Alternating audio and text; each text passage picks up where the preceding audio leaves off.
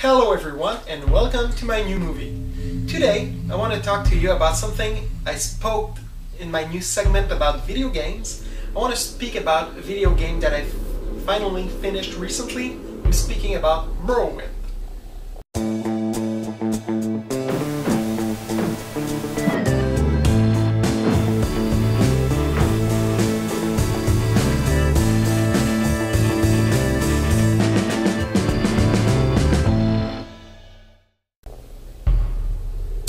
Like I said in my previous movie, I've been playing that game for about 6 years now. I've been introduced to that game by my good friends Philip and Francis. One time we went to Francis' house and he was talking about that game with Philip. I asked some question. I was kind of curious about what they were talking about. So they showed me a few part of the game, a few sequences, and at first didn't really interested me. Not really my kind of game. It seemed too big for me. But after a while, I decided to give it a try, and I kind of loved it. So what I did, I borrowed Philip's edition. He has his own CD, so I borrowed it, and I played it. Loved it so much that I went and bought myself this edition, which is the Game of the Year edition. What it is, it's the main quest plus 2 extensions, Blood Moon, in which you become a werewolf, and the other one is Tribunal. To be honest, I never played the 2 expansions. After a while, I got bored with the main quest. It took me 6 years, to be honest, on and off. But I finally finished it in January, and I want to give you my own opinion about that game. We can start this segment by mentioning that Morrowind is the 3rd installment in the Elder Scrolls series that's been produced by the excellent studios Bethesda.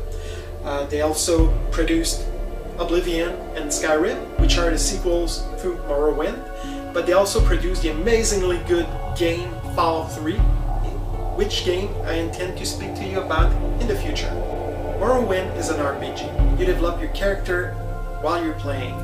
By doing some action, you gain some points, and you decide where you put those points. Are you going to place them in strength, intelligence, luck, stuff like that. It can be a very long game. You can play this game as a third person, so you see your character on your screen, or you can play as a first person, which means, like a first person shooter, you're gonna see your actions. Personally, that's the mode I prefer. It's easier for me to play that kind of game in a first person view mode. This game is huge. Here you can see the land of Vardenfell, land in which the action takes place. It's really big. Personally, I never took the time to visit every space on that map because it's way too big. I would have wasted too much time, and I decided to just go with the main quest. But if you want, you can spend so much time in there. It's crazy. Hundreds and hundreds of hours spent on this game. Personally, I think I spent around 300 hours. But it's really too big for me. If you play the extension, like Blood Moon, you even gain some maps.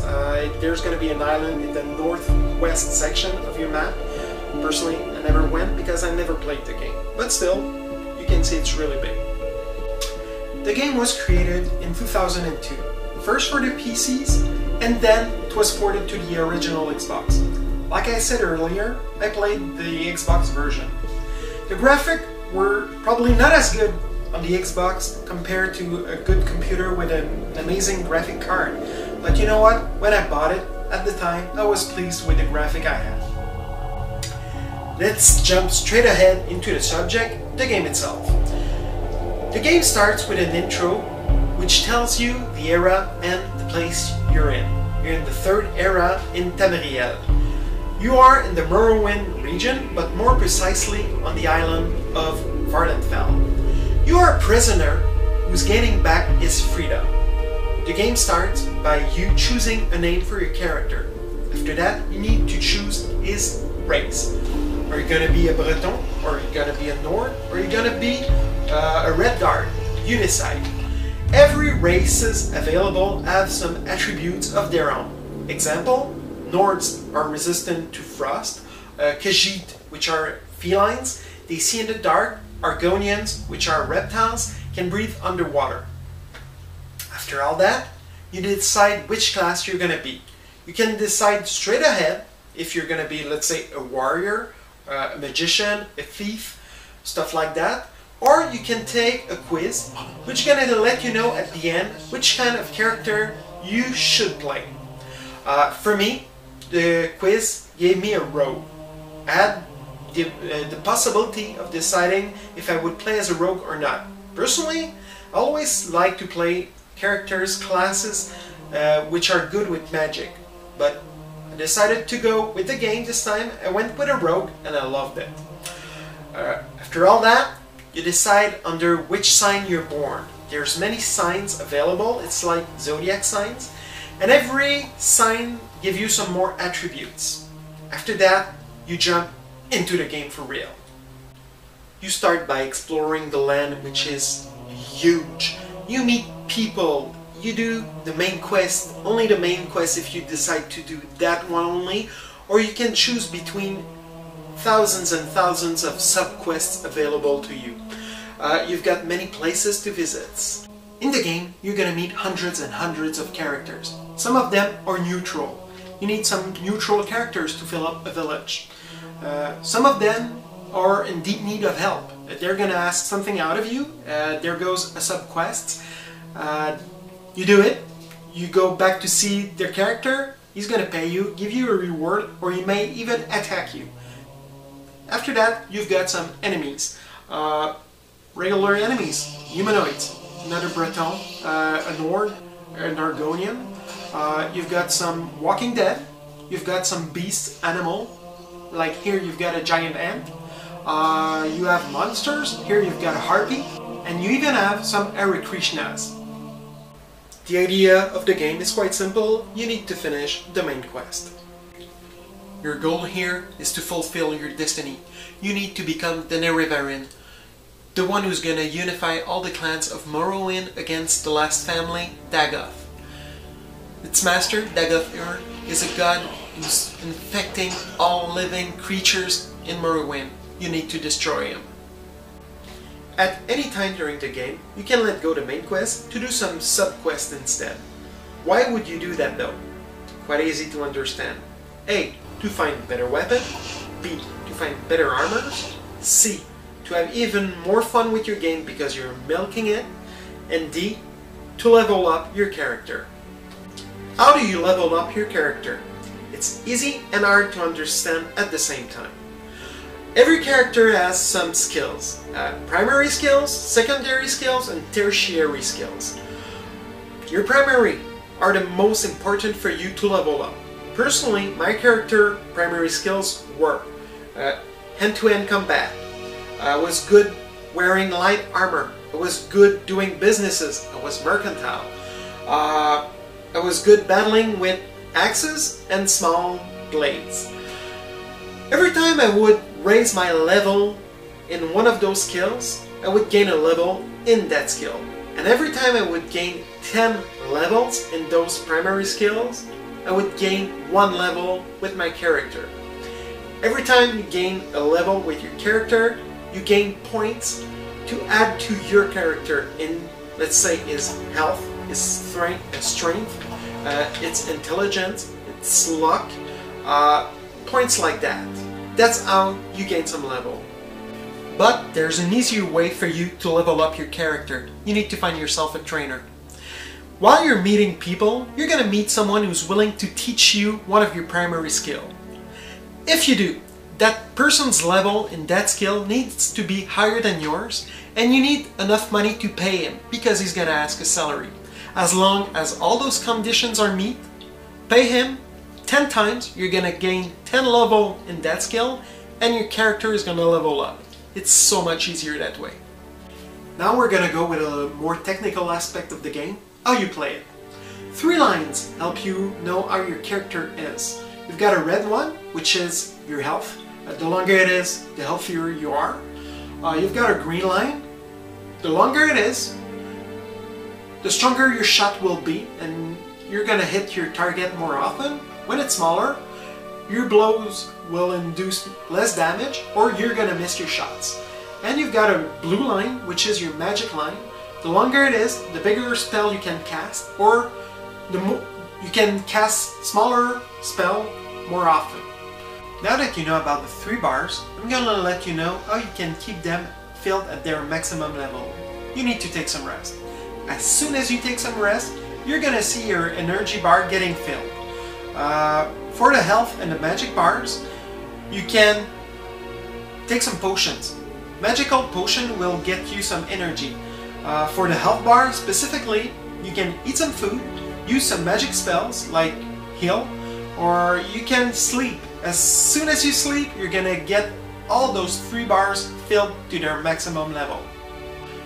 There's also a weight limit for how much stuff you can lift. As an example, my character can lift as much as 600 pounds on his shoulders. I can even raise that limit with some magic spells, but that's something I find quite stupid. I can lift 600 pounds worth of material. It's so stupid. I'm a bull, I'm a horse, I'm not even a human. I must be the strongest man alive. Even more stupid than that, I can still swim. I don't go straight to the bottom of the lake with 600 pounds worth of stuff on my shoulders. It's ludicrous. Now I'm going to talk about a subject kind of important in the game, but not essential, the factions. Once in the game, you can access some factions. The 2 main guilds, you've got the Magic Guild and the Warrior Guild as well. When you access one of those guilds, some sub-quests will open to you, and you're going to be able to get better price and items from the people from the same guild. But let's say you're in the Magic Guild, you won't be able to access the Warrior Guild sub-quests. But at any time, you can access both guilds. It depends on what you want. The way the game helps you remember stuff is by using a journal. In your journal, everything is noted. What you did, what you learned, and what you need to do. If you forgot what you have to do, you just go through the journal, read a little bit, and you're gonna find it out. You can even use a glossary. You take the first letter of a word you're looking for, you get the glossary, you get the word, and you're gonna be able to read everything you need to know about that. A thing that really amuses me with the graphic of that game is when you see someone walk in the background of the game. They kind of move like a robot, and it always reminds me of the paper characters in the old TV show Paddington Bear when I was younger. It's really funny. Now, let's look at the qualities and the flaws of the game. First, let's start with the qualities. First one, it's huge. Seriously, it's a big game. You can spend hours and hours and hours in that game. It's crazy. Another quality of the game is its diversity. The level of diversity is amazing. Let's just look at the weapons. You can use a bow, a sword, an axe, daggers, or even a warhammer. There's diversity in the architecture as well. You go into a coastal village, the houses will look different from a village you're gonna meet into the desert. There's so many races you can meet. Breton, Khajiit, Redguard. It's amazing. They've worked so hard on that game. Another thing that is amazing about Morrowind is that it's really detailed. The level of detail put in that game is ludicrous. Let's say you find a book on a shelf in that game, you can read that book. There's a story created, a universe created for Morrowind. There's legends that you can find in books. There's history that you can find in certain books, and you can even have books detailing the flora of a region. It's amazing. Now, for the flaws, there's a few. First ones are that the game is huge and so long. I've said that the size of the game is one of its quality, but it's one of its flaws too. It is so big, it's so easy to get lost in that game. It's crazy. For sure, you can always use your journal to remember what you have to do next, but it's still hard to find what you have to do next in your journal. So it's one of the flaws, if you ask me, about that game. Another flaw for Morrowind is its saving and loading time. Whenever you start a new game, whenever you start a saved game, whenever you enter a zone, there's gonna be a loading screen, and it's taking way too long for the game to load. Whenever you sleep, you need to save. Whenever you save because you don't want to lose all the progress you made, you've got a saving screen, sorry, and it still again, it's really long. You waste minutes and minutes and minutes of loading and saving, and it's really painful. They should have done something about that. And another flaw, you're gonna tell me it's kind of irrelevant, but for me it kind of killed the game. It's the little details everywhere. That's, you know, it's so detailed and it's killing it. Let's put it that way. It's only killing it. One example that I get in my mind right now is the rotten meat. Whenever you kill an animal which is infected and you don't notice it, you pick up the meat, you decide to sell it to make a profit. The person who buys the meat, which is rotten, will notice it, and he will take it as an attempt to kill him. Then he's gonna attack you, you're gonna have to defend yourself, you're gonna have to deal with the law, and you're gonna have to pay a fee to get released or spend some time in jail, and you're gonna lose some of your skills. Some details like that are just way too much, you know, it doesn't add up to the game, it just add up to the flaws, if you ask me. But still, you know, it's details. So that's how I'm gonna conclude this movie. More or less, if I had to give it a score, I would say that Morrowind is a 7 on 10 game. You're gonna tell me that 7 on 10 is not an amazing score, but if I would have had to give it a score in 2009, I think I would have given it a 9 over 10. Let's be honest, it's a game that was created 2 generations ago. It's a game of 2002. So for that, I would say 7 over 10 is a good score. So, I hope you enjoyed that movie. I hope you enjoyed my choice of game. I hope you will subscribe to my channel, MichuPichu007. And I also hope that you will send me some suggestion for the next game you want to see in that segment. See you next time. Thank you. Ciao.